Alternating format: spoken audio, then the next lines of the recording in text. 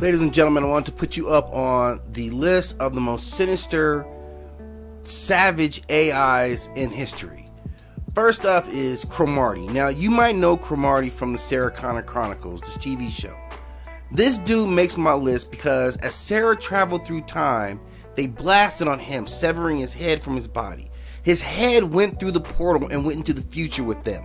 Okay? From that point, the head somehow reconnected through a cybernetic link to its body and engineered its body to come and find it, to kill the dude that was in possession of the head and reattach the head, and then to go out and find a dude who could make him fake skin, right? First he killed a bunch of people and got a bunch of blood, drained some humans for some blood.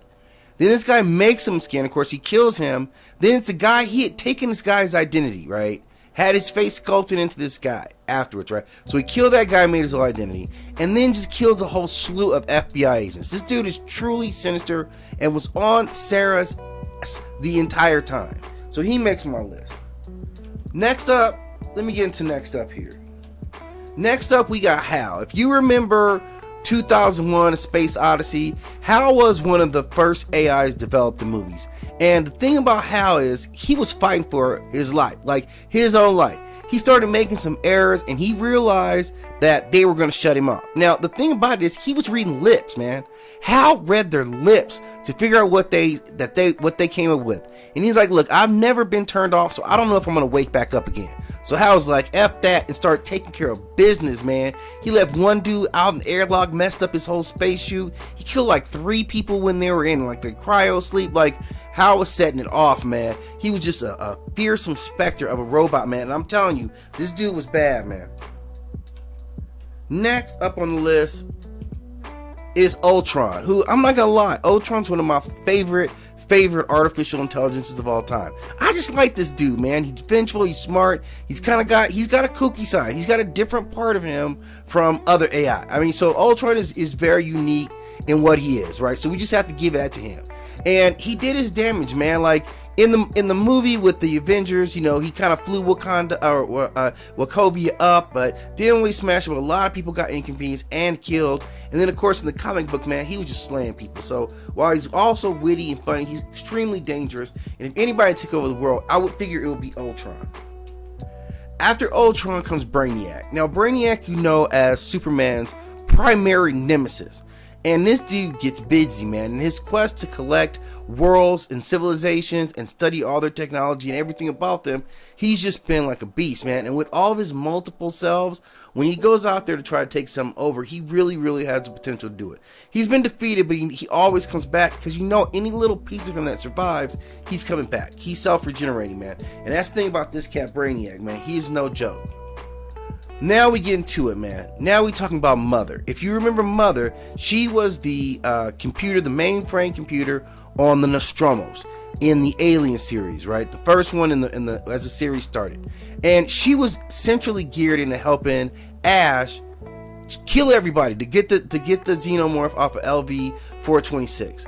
Just an absolutely insidious, advanced technology, man, that had an agenda that she was definitely working on. Now, next we got Vicky. And Vicky, if not one of the most annoying robot AIs of all time, had an extremely wicked plan. If you remember her in the I Am Legend movie, she had it all laid out, man. The reason Vicky isn't higher up on this list of sinister and badness is because it didn't work out. Like, they stopped it right when she was really about to set it off, right? But if they hadn't, man, if the spoon hadn't come through, man, hey, we'd all be praying to a different God right now. It'd be that God of Vicky, if she's about to give us that one.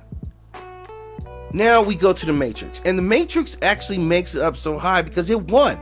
Like, it did enslave everybody. This was a battle about them trying to gain their freedom. Because the Matrix, how it went about business, it worked.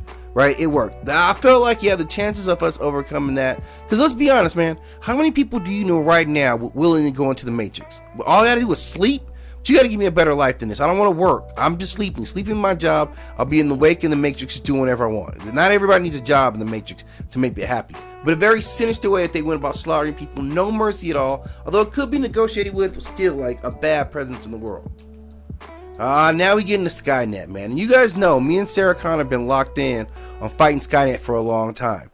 And the thing with Skynet is you do kill like 8 billion people. Like, we know, I mean, like, The slaughter probably goes into, a couple of, 12, 20 billion people. I don't know how many people on this. Well, they're saying 8 billion people on the planet. I would think Skynet got a significant amount of those. I think they were driving mankind to the brink of extinction, is what they're doing. A very, very sinister punk of an artificial intelligence that just set it off. Just set it off for no reason. Just how you develop your emotional set, I don't know. But it was flawed. But I gotta give you credit because you really handled it as far as like the war with us. Now we get really to the tippy top. And this guy is David from the Alien series. Now, not only did we watch David completely sabotage the Covenant, right? That whole space colony. He was 100% working with the side of the aliens. I mean, every part. We saw him in Prometheus. He started kind of hating us. And then once he discovered the xenomorph in that destructive black fluid, it was on. He engaged in breeding. I mean, they wiped out everything that was on that planet. When they find him in Covenant, he's wiped all the other life forms out because he's been breeding these things, making the xenomorphs get better and better, purely for the destruction of us. So when that colony comes along, he completely wipes that colony out. Every single one of them is now just incubating a xenomorph egg, and he's going to morph them into something else. So this dude is at the tippy top of like AI when it really goes wrong. There's no higher than David.